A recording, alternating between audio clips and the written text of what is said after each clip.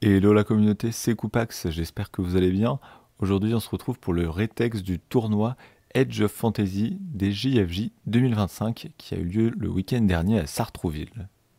Je vais vous parler du tournoi de manière générale, des JFJ, et enfin on terminera avec une interview exclusive de Uriel Lightsbringer, organisateur du tournoi Edge of Fantasy.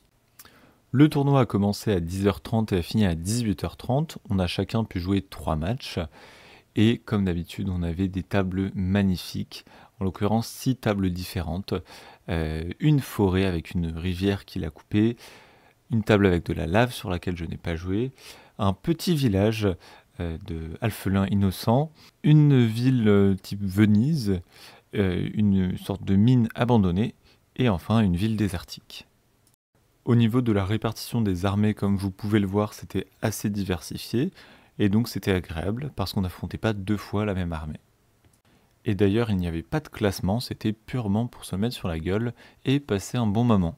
Et d'ailleurs on a tous reçu un petit plastique avec à l'intérieur une figurine pour notre armée en fonction de ce qu'on avait renseigné sur T3 et un set de dés de marqueurs d'état de figurines. Allez, on rentre dans le vif du sujet, je vais vous présenter ma liste d'armées et après les batailles. Alors c'était en 1500 points avec les règles compétitives évidemment. J'avais 3 héros, 2 champions et un tribe master. Donc le premier champion était en électron libre, c'était un chaman avec caster 2 pour booster les sorts de mon autre magicien. On avait ensuite 2 groupes de 10 gnoblards qui sont là vraiment pour prendre les objectifs, achever les unités faibles, et vraiment venir scorer par exemple l'écart de table. Ensuite, on a une unité avec un champion et 3 Iron Warriors, donc ils sont tous AP-1 quand ils se prennent des attaques. Et donc c'était là que je cachais mon caster 3, qui permettait de lancer des gros sorts tout en étant à l'abri grâce aux Iron Warriors. On avait ensuite un groupe de 3 shooters qui font plutôt bien le taf, avec 9 attaques AP1 qui touchent en 4+, 3+, quand ils font Focus Fire, ça peut faire du dégât. On avait ensuite le Tribe Master avec les Tigres dents de sabre. Donc je l'avais mis Fast and Furious. Il n'avait pas Strider malheureusement, mais il pouvait quand même tracer avec eux et donc faire des grosses charges avec beaucoup de rending, top contre tout ce qui est régénération. Ensuite on avait un deuxième pack de tigres, cette fois sans personne. Puis un Beast Rider, donc là c'était un gars sur un gros cochon qui avait pas beaucoup d'attaques, donc impact 4 et ensuite 4 attaques qui touchaient en 3+, ce qui est pas mal sans être non plus énorme, mais il était rapide et donc bien pour aller choper de l'objectif. Et enfin, la catapulte, Blast 3, 3 attaques, indirect, qui touchait en 4+, ça faisait toujours un peu le ménage sur les gros groupes. Et dans ma deuxième liste, le seul changement, c'était que mon premier champion électron libre était un assassin avec Takedown, Monster Hunter, etc. pour aller tuer du héros ou de l'élite. Mais finalement, je ne l'ai joué qu'une seule fois cette liste-là. Pour la première bataille, je jouais dans cette ville et la mission était de capturer les objectifs avec des points supplémentaires lorsque on capturait l'objectif, qu'on le récupérait d'un adversaire. Donc c'était une mission où on se déployait dans la longueur, donc on n'était pas si loin que ça et on s'est bien tapé dessus. Mon adversaire avait donc les alphelins avec 2 artilleries ogres, donc la catapulte et le canon, comme vous pouvez le voir. Il avait un groupe de 20 alphelins avec un héros. Il avait aussi, je crois, le tank alphelin. Il avait ensuite un héros sur la cocatrix, de la cavalerie, 2 fois 5 archers. Et il me semble que c'était tout. Voilà, la cavalerie, donc c'était 5 alphelins sur des petits coqs. Et de mon côté, j'avais ma liste, donc j'avais beaucoup plus d'unités que lui. Sur le front droit, j'ai déployé cavaliers et les 2 groupes de 10 gnoblards. Au centre, j'avais quasiment toute mon armée. Et à gauche, les Iron Warriors et la catapulte. Ils faisaient face à l'artillerie à 20 guerriers. Au centre, il y avait 5 archers, son tank et la cavalerie. Et enfin, tout à droite, c'était la cocatrix et encore 5 archers. J'avoue qu'au début, j'avais très peur en voyant le tank et les 2 autres artilleries. Je me disais que j'avais pas du tout de quoi faire sauter un tank avec une défense en 2+, et ça faisait beaucoup de toughness. Moi, contre les alphelins, je m'étais plus préparé à avoir des groupes de 20, et là, il n'y en avait qu'un seul, et sinon, c'était 5 archers par-ci, 5 archers par-là. Et donc sur le front gauche, où il avait le canon et la catapulte, plus les 20 guerriers, je me suis contenté de pilonner avec ma catapulte. J'ai mis un petit Blast 12 aussi avec mon magicien des Iron Bones. Ça a fait le travail, donc son groupe de 20 n'a rien fait. En revanche, sa catapulte et son canon, j'ai pas pu faire grand chose pour les arrêter, et donc j'ai très vite abandonné le flanc gauche. En revanche, je me suis bien battu pour le centre et pour le côté droit. Pour le côté droit, j'avais l'avantage du nombre, donc j'ai pu... bon, j'ai pris cher, mais j'ai pu faire tomber son héros avec la Cocatrix. Son groupe de 5 archers, pareil, ça c'était plutôt facile. Sa cavalerie a quand même bien réussi à me charger mon chef avec ses tigres. J'ai cru que j'allais perdre sur ça, mais heureusement j'ai pu les wipe out sur la riposte parce qu'ils sont assez fragiles.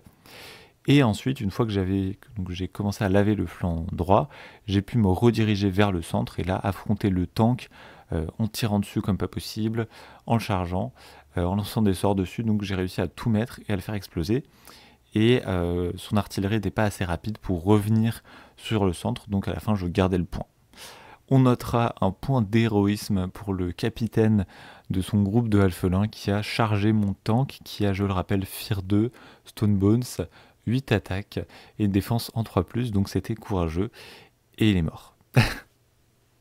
Sans transition, la deuxième bataille contre le Merco qui jouait les Zombettes, ou plutôt les Drunes qui ont affronté mes ogres dans un petit village paisible dans lequel les pauvres habitants se cachaient dans leur maison en attendant la fin de la bagarre.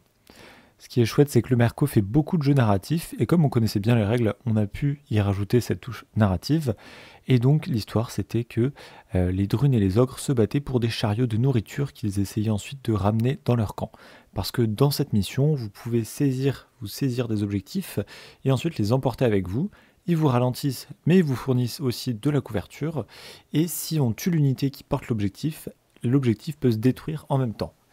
Et donc là, j'avais un petit shenanigan, donc une petite méthode de traître dans ma manche. C'est que j'ai eu un sort chez les ogres qui permet de faire +6 de mouvement à une unité, enfin même à 2 unités.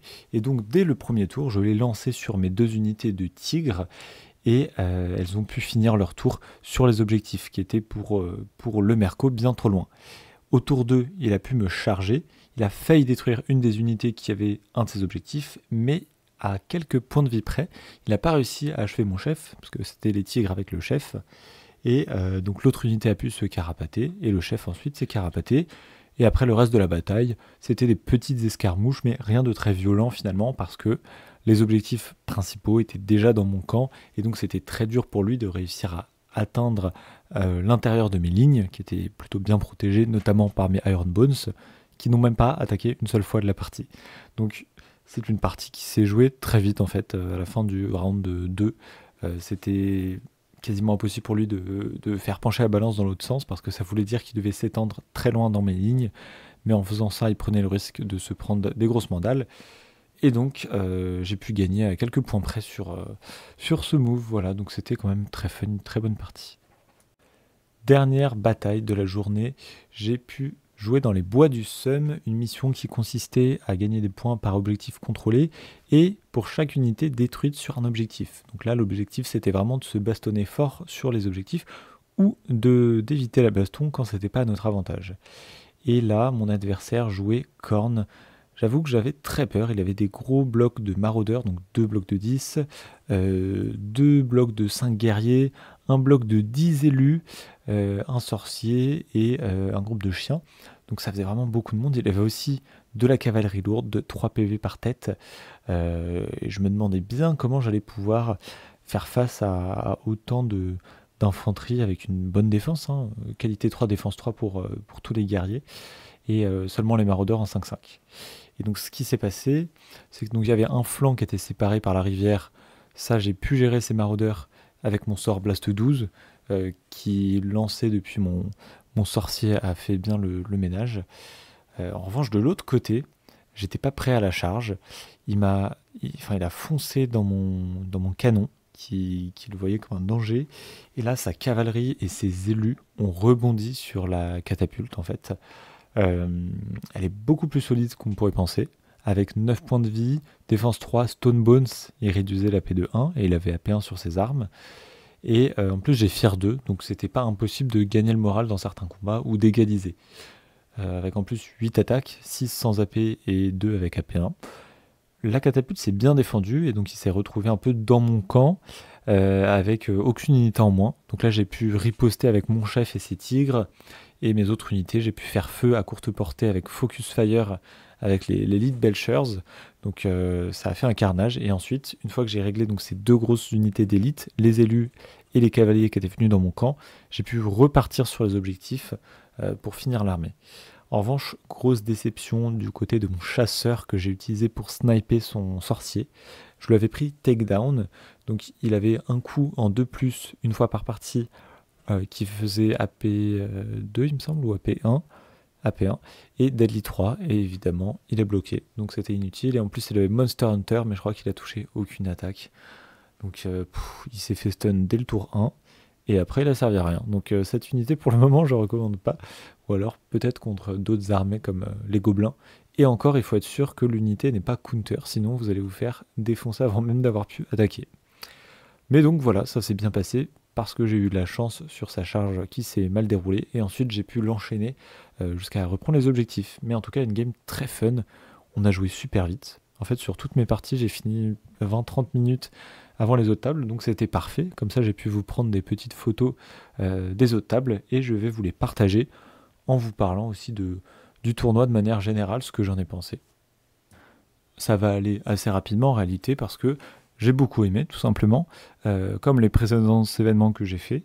La principale différence c'était qu'il n'y avait pas de classement à la fin, donc en fait de mon côté ça m'a beaucoup détendu. Et finalement, j'ai joué plus vite que si ça avait été compétitif parce que je me prenais pas trop la tête sur les décisions.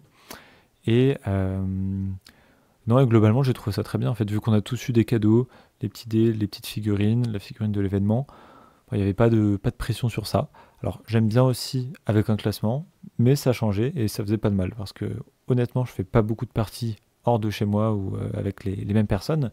Et donc, c'est agréable d'affronter d'autres armées dans un cadre calme quoi, enfin on se met sur la gueule mais en toute amitié. Donc en tout cas j'ai hâte. Le prochain tournoi pour ma part ce sera Balance ton dé en mai et ce sera de Grimdark Future normalement si je ne m'abuse. Et donc j'ai très hâte de recommencer. Et je vais passer maintenant sur la partie JFJ organisée donc par le club Sartrouville Figurines et Jeux et la Maison des Jeunes. C'est un super event, hein, c'est donc dans un gymnase, c'est très grand, plein de stands, plein de jeux différents, du Star Wars, du Kill Team, le jeu Wargame Lego que je ne connaissais pas. Vous avez aussi des vendeurs qui vous vendent leurs figurines imprimées 3D ou en résine ou en métal. Un vendeur qui vendait des figues old school, j'ai failli craquer mais non, j'ai résisté à la tentation. Et il y avait aussi un stand avec des cosplayers Star Wars qui se baladaient, c'était excellent. Donc un Dark Vador et ses clones. Il y avait même un combat d'épée que je vous partage. Et en plus, cette fois-ci, un bar pour avoir des cafés ou des sandwichs.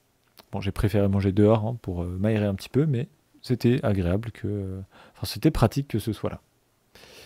Et on a eu une petite figurine parce que le thème de l'événement c'était les pirates. Donc une capitaine avec deux options d'équipement, soit pour la jouer en 40K, soit pour la jouer en AOS. Donc très bien pensé, merci beaucoup. Elle a été conçue spécialement par l'événement, donc ça claque encore plus, par Vaevictis Miniature, si je ne m'abuse. Donc voilà pour l'événement. Globalement, super samedi, j'étais très content. Et j'espère qu'on pourra toujours avoir ce tournoi lors des JFJ et que ça pourra perdurer longtemps. Et je vais conclure cette vidéo avec une petite interview de Uriel Lightbringer qui m'a accordé quelques minutes de son temps après que j'ai pu finir un match en avance.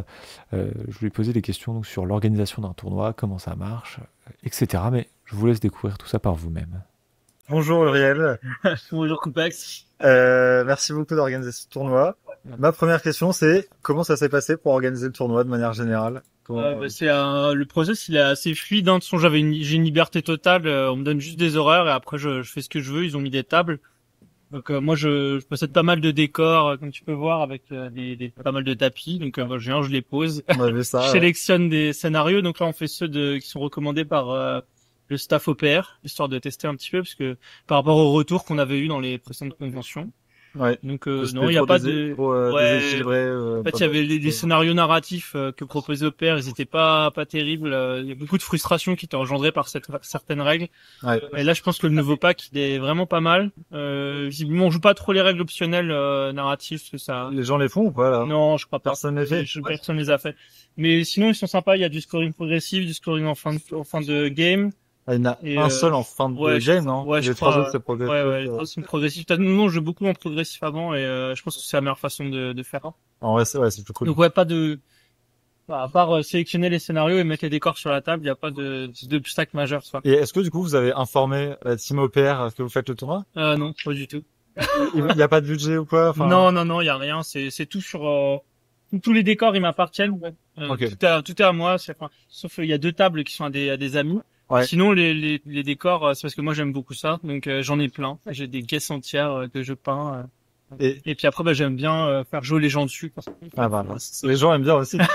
Et combien de temps ça t'a pris pour peindre tous ces décors? Peindre tous les décors. Ouais. Oula. Je peux essayer de deviner ou pas? Ouais. Bah après, ça, ouais, en fait, C'est dur de mesurer, mais En fait, j'utilise pas mal de petites techniques de voleur. Ouais. Moi, j'utilise beaucoup d'aérographes, des peintures à l'huile. Et tu vois, par exemple, les traînées sur les bâtiments, en fait, c'est faire la peinture à l'huile que tu poses et tu tires. Mais je pense avec qu'il du y a... white spirit et tout, ou Ouais, même pas, tu peux faire avec du white, avec des pinceaux, avec des chiffons, même les dalles, là, sont faites avec des chiffons, par exemple. Ok. Mais je pense qu'il y a probablement, moins, en fait, 10 heures, 20 heures par je plateau? pense qu'il y a, par table, il y a une dizaine d'heures au moins. Ça va. 15 heures. C'est honnête. Sur une les dizaine gros d'heures. décors, ouais. Après, sur les Ouais. arbres, c'est peut-être un peu plus long, les choses comme ça. Mais c'est Sérieux vraiment des techniques, ouais, je pense. C'est vraiment beaucoup d'aérographes, beaucoup de brossage, de la vie maison et de techniques qui ont été acquérées avec le temps, quoi. Ouais. Qui permettent de tricher, en fait. Et de la contraste aussi. Pour le bois, par exemple. Tu peux faire pas mal Ok. de contraste, de la Ouais. En tout Ouais, cas, je elles pense sont qu'il y a- impressionnantes, hein. Enfin, de toute façon, même les gens qui passent et qui regardent disent, Ouais. les tables sont trop cool et tout, donc, Le plus long, c'est de les monter, hein. En vrai, le plus long, c'est monter le MDF. Ah ouais, même pas, Donc, en plus, ça se casse et tout, c'est chiant. Ouais, Il y a des le compartiments, MDF, faut c'est découper, pénible. Ben, Ouais. moi, je l'ai fait à la colle, soit je mets de la colle chaude, et maintenant, carrément, à la super glue aussi, des fois. Je fais des petits je bouts à sais la pas, super quoi la glue. bois? Ça tient pas assez? En fait, la super glue, là, elle tient direct, Ouais. et donc, t'as pas à maintenir la pièce. Ouais. Et ensuite, tu chiant, mets un coup de ça. colle chaude derrière, et ça tient. Et sinon, Ouais. j'ai beaucoup d'impression 3D aussi, donc là, il y a pas de montage à faire. Et t'as pas de casse dans le transport et tout, ça? Non, Sur les ça va, ils câbles, sont tellement compressés les uns contre les autres, avec des papiers bulles, que j'ai pas de problème. C'est impressionnant, la logique. Et là, ça va, j'ai que 4 caisses, là, de 75. C'est très, très raisonnable. Ouais. Et, ma dernière question, est-ce que t'as des conseils pour organiser des tournois? Donc, t'en as déjà organisé 4. Ouais. Je pense qu'il faut avoir une bonne idée de ce qu'on veut faire déjà. Au niveau des décors. Le plus important, en fait, c'est savoir combien vous avez de tables, les décors, comment vous allez les passer, le volume. Ouais. Là, c'est surtout ça qui va jouer sur le gameplay qu'on propose sur les tables. Ok. Les scénarios, je pense que ça vient avec le temps. Enfin, les scénarios, nous, on a pris ceux de proposés par Opère, et le layout, moi, on suit les recommandations qui sont données. Opère, c'est quand même un jeu où, au final, les tables sont assez chargées. Ouais. Qu'il y a un investissement quand même conséquent, je dirais, à faire en décor, hein, parce qu'il faut entre 12 et 15 éléments de décor. Ça peut vite chiffrer. Moi, je vous recommande l'impression 3D et TT Combat, ça marche très bien. Si vous avez des amis, sinon. Et après, le truc, c'est le local. Alors moi, je m'occupe rarement de cette partie-là parce qu'on me propose de venir organiser un tournoi. Ouais. Donc c'est généralement des assos comme à Bornel ou au JFJ. Ils me disent, est-ce que tu veux organiser un tournoi? Moi, je fais pas la partie logistique, ça m'a jamais, j'ai pas de conseils à donner là-dessus. Mais j'imagine que faut se mettre en relation avec la mairie pour organiser l'événement ou votre assos. Après, ça prend quand même du temps à installer les tables. Hein. Je pense que là, les 6 tables, on a mis 2 heures. Hein. Waouh. Et ça va être 2 heures à ranger aussi? Non, c'est plus rapide.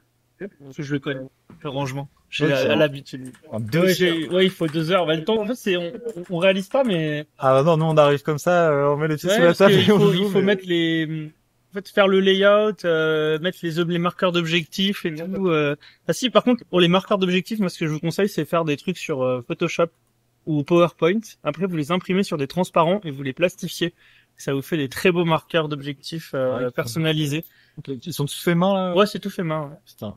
Alors, on remercie OpenAI qui fournit des très bons, on fait des prompts. Et non, du coup, on peut faire des designs circulaires. On peut leur demander de faire des designs circulaires aux intelligences artificielles. Et même, apparemment, t'aurais fait les poules avec l'IA Ouais. pour matcher les... En fait, les poules, c'est donc là, tout est, il y a pas de gagnant. Tout le monde a eu un truc. Ouais. Et en fait, pour que j'avais des règles d'exclusion, parce que on va pas faire jouer les gens ensemble qui jouent déjà le week-end. Donc il y avait cette règle, il y avait le fait que les gens ne doivent pas jouer sur la même table. Ouais. Et voilà, jamais sur la même table. Et puis après, tous ceux qui se connaissent. Et là, franchement, humainement, c'est très compliqué. Le casse-tête. Donc du coup, j'ai utilisé ChatGPT. Mais pour ça a faire bien ça. marché. Et ça a bien marché. Ouais. Parce que maintenant, il met le raisonnement et tout. Et bon, j'ai contrôlé quand même un petit peu et ça fonctionne. Hein. Par contre, faut bien lui mettre un prompt assez descriptif quand même, sinon Ok, c'est pas pas terrible. Ouais. Et cette année, tu joues pas alors que tu jouais les précédentes Oui, années. parce que je me suis rendu Pourquoi compte qu'en fait, il y a beaucoup de questions quand même sur les règles. Tout le monde maîtrise pas forcément les règles ou les connaît pas sur le bout des doigts. Je Ouais. veux pas dire que c'est mon cas, mais si quand même, je les connais très bien et en fait c'est plus pratique pour moi d'être en supervision et que d'être interrompu dans les parties tout le temps. Donc Ouais, bah, tu ça peux me pas gêne faire pas. ton Ça, match. ouais. Et Je rien préfère que là, on comme n'a pas été interrompu pendant toute l'interview, ce qui est clair. ouais, etc. Mais là, ils ont fini, là. Ils sont à la fin. Ils ont posé toutes leurs questions. Mais souvent, c'est des questions sur le terrain ou des petites questions sur les placements, les règles. Ouais, les Oui, trucs un peu les lances, précis, les machins, la magie. Quand est-ce que je peux la faire? Il y a pas mal de gens qui oublient ça, quoi. Ouais. Tout le monde ne joue pas. Bon, après, le jeu reste quand même. Même pour un jeu simple, finalement, il y a pas mal de Ouais, questions. ouais. Heureusement Ils que ont, c'est pas en fait, du 40K. souvent, ils ont des mauvaises habitudes de 40K, en fait. Moi, je remarque Ok. que c'est des questions qui viennent soit de 40K ou d'AOS et ils calent leurs habitudes là-dessus. Et c'est vrai que il faut faire un petit flush de la mémoire. Non, mais t'as Vider la commencé mémoire. par une bonne présentation des tables, comme ça on avait tous une Oui, idée d'un peu c'est des ce règles. que je me suis dit. C'était Je utile, pense que Sinon, tu les bien- auras toutes ouais, les questions. bien présenter les tables au début, c'est important, surtout à OPR où les règles peuvent être assez vastes. Ouais. Et les communautés peuvent jouer différemment. Donc Voilà. faut bien préciser ce que vous utilisez pour jouer les collines, les forêts, les ruines, Pour les lignes de vue aussi. les lignes de vue. Du coup, maintenant, ils ont clarifié, enfin, ils ont mis une méthode de ligne de vue dans le truc de tournoi. Il y en avait 3 avant, dans le livre. Ouais, il y en avait 3 ou 4. Ouais. Et il y avait pas celle-là. Ah ouais? Et celle-là, moi, c'est une méthode que j'utilise, qu'on jouait entre amis et Ok. qu'on a proposé sur le Discord. Ah, ils l'ont pris en... Et alors, je sais pas si ça vient de ça, mais en tout cas, nous, on faisait exactement cette règle-là. Ok. Et du coup, Influenceur. elle est peut-être, je sais pas, mais elle est facile. Elle est facile parce qu'elle est Ouais, elle basée marche sur bien. le niveau de. Bah, surtout, c'est logique. Tu Ouais. vois un énorme truc, tu te dis ça bloque. Voilà, il a les lignes, un tel score de toughness, il y a pas de débat, et puis après le reste c'est bloquant, donc du coup ça te permet même. Voilà, mais je pense que oui, l'essentiel c'est qu'il n'y ait pas de suspicion ou de débat sur ce que sont les terrains. Et il faut l'éclaircir au début. Donc voilà, on a fait une passe là-dessus et puis ça se va plutôt bien maintenant. Carrément. Ouais. Bah, merci encore d'avoir gagné ce Merci à tournoi. toi. Et j'ai hâte de reprendre. Ouais, Merci. merci beaucoup. Sur ce, la vidéo touche à sa fin. Si vous avez participé au tournoi, n'hésitez pas à dire comment ça s'est passé dans les commentaires. Et je vous remercie d'être resté jusque-là. La journée a fini sous la pluie, mais ça ne nous a pas empêché de passer un super moment.